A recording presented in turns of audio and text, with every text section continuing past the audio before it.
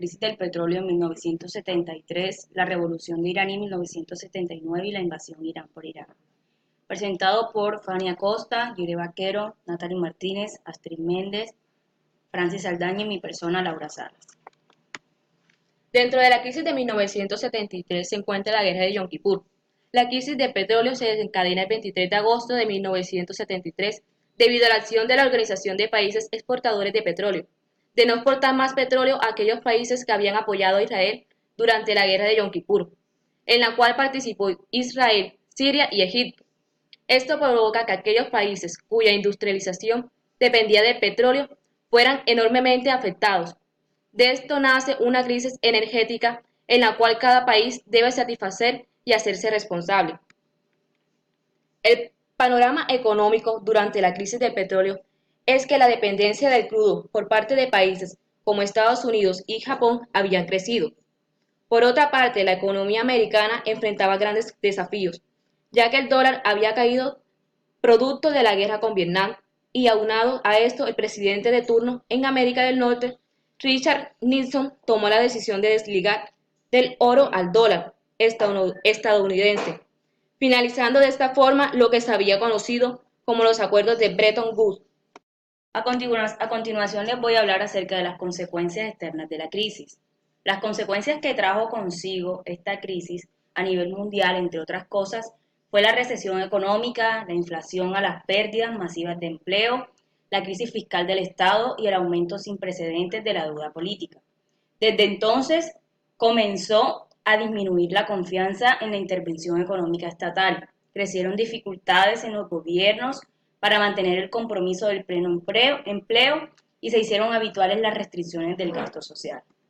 Otro impacto de esta crisis es el nacimiento de un nuevo fenómeno económico negativo llamado estanflación, el cual se caracterizaba por el bajo crecimiento de un país versus sus altos índices de inflación. Con la crisis, los precios del petróleo aumentaron considerablemente. El impacto de este incremento resultó variable según las latitudes, pero siempre fue grave.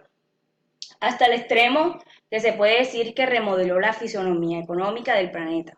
En ese caso de los países que eran exportadores de petróleo, como es el caso de Arabia Saudita, su Producto Interno Bruto se incrementó en 250%, colocándolo por sobre los países que habían sido sus reguladores. También se ubicó en una posición de ayuda económica para los países subdesarrollados que habían quedado estancados en el alza del barril debido a su crecimiento económico. Países como Arabia Saudita aumentaron su arsenal en armas bélicas y pusieron a las potencias mundiales de ese entonces en una posición incómoda.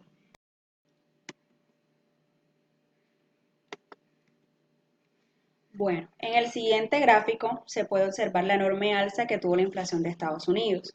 Esto se explica porque a medida que imprimían más dinero para insertarlo en la economía y así solventar la crisis provocaron una pérdida del poder adquisitivo. Obviamente, esto no solucionó el problema y se creó una espiral de inflación en la economía estadounidense. Esto generó un desempleo en Estados Unidos. En el anexo de desempleo podemos observar que durante los años de crisis aumentó y esto se debe a las industrias que cerraron sus puertas. Como el petróleo era el principal motor del mercado de industrias, estas dejaron de producir por la escasez del crudo. La Revolución iraní de 1979, uno de los sucesos más importantes en la historia del siglo XX y que ha marcado un hito en la geopolítica global, fue la Revolución iraní de 1979 liderada por Ruhollah Mursavi Khomeini, que culminó con la injerencia de potencias extranjeras en el país, la expulsión del Shah Reza Pahlavi y el establecimiento de la República Islámica de Irán. Hoy son 32 años del movimiento basado en la teoría de gobierno islámico que reivindica con firmeza la idea de Irán para los iraníes, premisa que precisamente se escucha los siguientes levantamientos en el norte de África, principalmente en Túnez y Egipto, pero que se han expandido a la península arábiga y en general a gran parte del Medio Oriente y que sin duda opera como modelo a seguir con la mayoría de los movimientos populares, teniendo en cuenta que son los partidos islámicos los que cuentan con la mayor popularidad y reconocimiento en la región. El creciente ascenso en la política del Medio Oriente de líderes islámicos y la importancia que adquiere Irán día a día representa sin duda un desafío a la globalización en todas sus dimensiones.